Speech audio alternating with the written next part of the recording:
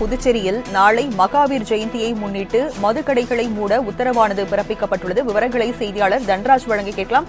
தன்ராஜ், விவரங்கள் என்ன? வணக்கம் ராஜலட்சுமி. அதாவது புதுச்சேரியில் மகாவீர் ஜெயந்தியை முன்னிட்டு புதுச்சேரி மற்றும் காரைக்காலில் இயங்கி வரும் அனைத்து கல், சாலை மற்றும் பார் உள்ளிட்ட அனைத்து வகை மதுபான கடைகளையும் மது அருந்த அனுமதிக்கப்பட்ட உணவகங்களான ரெஸ்டோ, பார் உள்ளிட்ட அனைத்து வகையான மதுபான கடைகளையும் மூட கலால்துறை உத்தரவிட்டுள்ளது.